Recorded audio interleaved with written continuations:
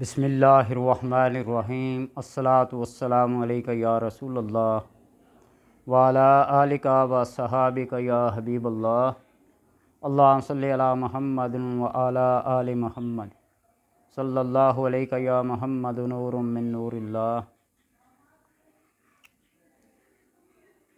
بعض لوگوں کے آراء اور مشورے سر آنکھوں پہ ہر ایک قاعدہ بر احترام ملحوظ خاطر رکھتے ہوئے یہ گزارش کروں کہ آپ لوگ مجھے یہ مشورہ دیتے ہیں، یہ رائے دیتے ہیں کہ اپنی ویڈیو کو مختصر کریں، بہت لمبی تقریر ہوتی ہے آپ کی، بجا فرماتے ہیں آپ، لیکن میری مجبوری ہے بات کو سمجھانا، اور آپ کی مجبوری ہے شارٹ کٹ، اور شارٹ کٹ کا میں قائل نہیں ہوں، اس لیے کہ بات کا مفہوم، بات کی تہ اور اس کی حکمت جب تک سمجھ نہ آئے یا سمجھائی نہ جائے تو ضمیر اور دل مطمئن نہیں ہوتے۔ پھر بعد میں لوگ یہ کہتے ہیں کہ جی آپ نے یہ جو وظیفہ بتایا ہے اس کے ساتھ ہر دفعہ بسم اللہ پڑھنی ہے، درود پاک پڑھنا ہے یا نہیں پڑھنا ہے، ہم یہ کر سکتے ہیں یا نہیں کر سکتے، آپ اجازت دیتے ہیں یا نہیں۔ ایک آدمی نے سوال کیا سورہ یاسین پڑھنے کی اجازت دیں، تو میں نے کہا قرآن پاک پڑھنے کی بھی اجازت ہوتی ہے، قرآن کے بارے میں ہے جب تمہارا جی چاہے اس کو پڑھو، اس کے لیے کوئی قید نہیں، اور جب اس سے جی اکتا آ جائے تو اس کو کیا کر دو، بند کر دو۔ یہی حکم نماز کے لیے ہے کہ ایسی حالت میں نماز پڑھو کہ انسان حشاش بشاش طبیعت میں پڑھے، یہ نہ ہو کہ اونگ رہا ہو، اباسیاں آ رہی ہوں اور پتہ ہی نہ ہو کہ کیا پڑھ رہا ہوں۔ تو اس لیے عبادات میں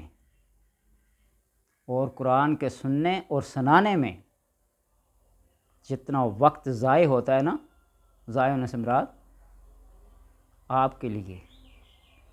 یہ وقت ضائع نہیں ہوتا، اللہ تبارک و تعالیٰ کے ہاں لکھا جاتا ہے کہ اس نے اتنے ٹائم تک، اتنے دن میں اتنی دفعہ اس قرآن کو پڑھا ہے، سنا ہے، دیکھا ہے۔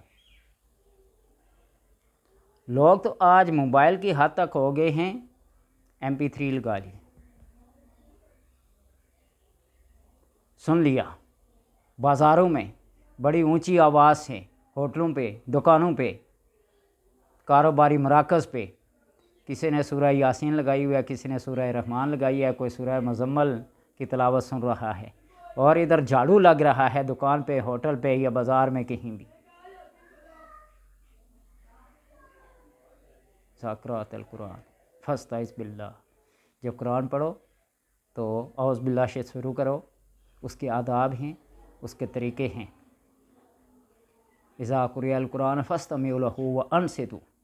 جب قرآن پڑھا جائے تو اس کو سنو اور خاموش رہو۔ ادھر ہوٹل میں، دکان میں قرآن کی تلاوت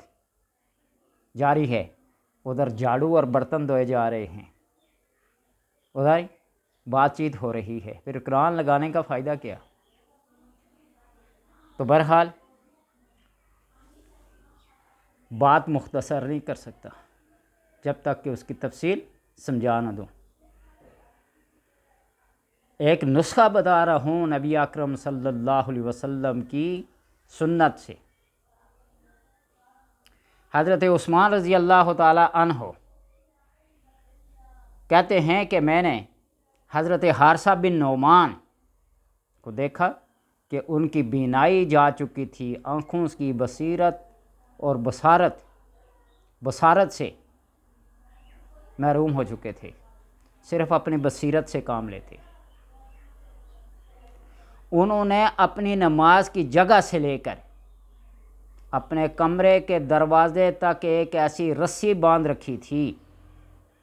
کہ جب دروازے پہ کوئی مسکین آتا، صدا لگاتا، اللہ کے نام کے لیے کچھ دے دو، اللہ کے نام کا واسطہ ہے۔ وہ رسی پکڑ کر اپنی نماز والی جگہ سے دروازے تک جاتے اور مسکین کو اپنے ہاتھ سے دیتے۔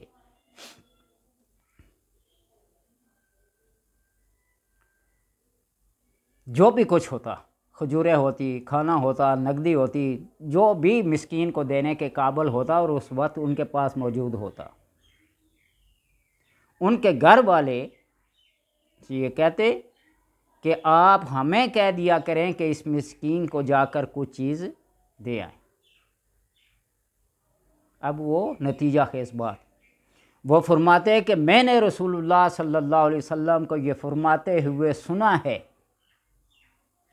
کہ مسکین کو اپنے ہاتھ سے دینا بری موت سے بچاتا ہے۔ بری موت، اللہ تبارک و تعالی ہر ایک کو بری موت سے بچائے۔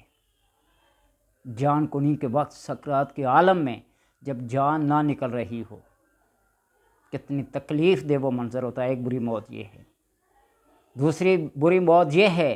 کہ کسی ایسی جگہ پہ اس کی روح نکلے جہاں کوئی پاکیزگی، کوئی صفائی ستھرائی والی جگہ نہ ہو۔ جس طرح ایک جھوٹے نبی کی موت ٹوائلٹ میں ہوئی تھی نا، تو اس طرح اللہ سے پناہ مانگو۔ تو اس لیے بے شمار ایسی بری جگہ ہیں۔ کسی کی موت شراب خانے میں ہو جائے، جوا خانے میں ہو جائے، شراب پیتے ہوئے ہو جائے، جوا کھیلتے ہوئے ہو جائے،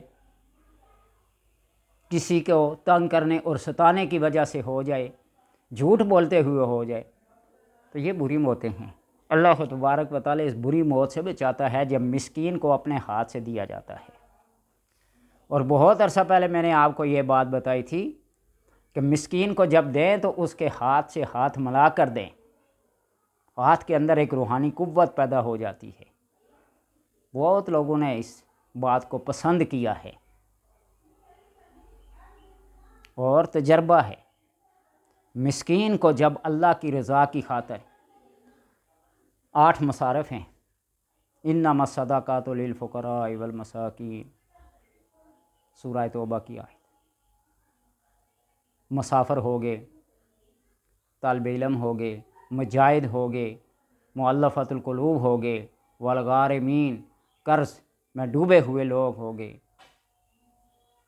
ان لوگوں کو جب زکوٰۃ، صدقات، فطرات کوئی دیا جائے تو اس کو ہاتھ سے ہاتھ ملا کر دیا جائے۔ یہ بری موت سے بھی بچاتا ہے، اور اپنے اندر یہ کیفیت پیدا ہوتی ہے کہ وہ جب ہاتھ مسکین کے ہاتھ سے لگتا ہے تو وہ ہاتھ مسکین کا نہیں ہوتا، وہ اللہ کا ہاتھ ہوتا ہے۔ اس لیے کہ بات یہ ہے کہ یہ صدقے اور خیرات اور یہ زکوٰۃ پہلے اللہ کے ہاتھ میں جاتی ہیں اور پھر اللہ کے ہاتھ سے مسکین کے ہاتھ میں جاتی ہیں۔ کوئی اس بات کو سمجھے یا نہ سمجھے، اعتراض کرے تو اس کی اپنی مرضی، لیکن اگر بری موت سے بچنا ہے تو مسکین کو اپنے ہاتھ سے صدقہ اور خیرات دو۔ حضرت عثمان رضی اللہ تعالی عنہ سے یہ بات روی ہے، اور جو حضرت حارثہ بن نعمان رضی اللہ تعالی عنہ کا یہ معمول تھا کہ نبی اکرم صلی اللہ علیہ وسلم سے سنا ہے میں نے کہ مسکین کو اپنے ہاتھ سے دینا بری موت سے بچاتا ہے یہ صدقہ اور خیرات۔ اللہ تبارک و تعالیٰ سے دعا ہے کہ وہ ان چھوٹی چھوٹی باتوں پہ، جن کو ہم چھوٹا کہتے ہیں، ایک ہلکا معمولی سا لیتے ہیں، اللہ تبارک و تعالیٰ نے اس کے اندر بہت بڑی حکمت رکھی ہوئی ہے، اور جو تکبر سے، بڑے فخر سے مسکین کے سلام کا جواب تک نہیں دیتے۔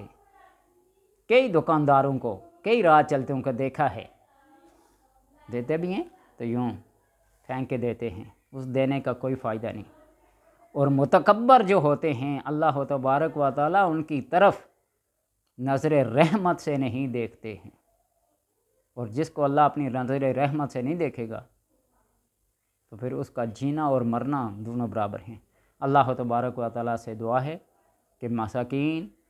فقراء، غارمین، مؤلفۃ القلوب، تمام مخلوق سے اللہ تبارک و تعالیٰ ان سے محبت، اخلاق سے پیش آنے کی توفیق عطا فرمائے۔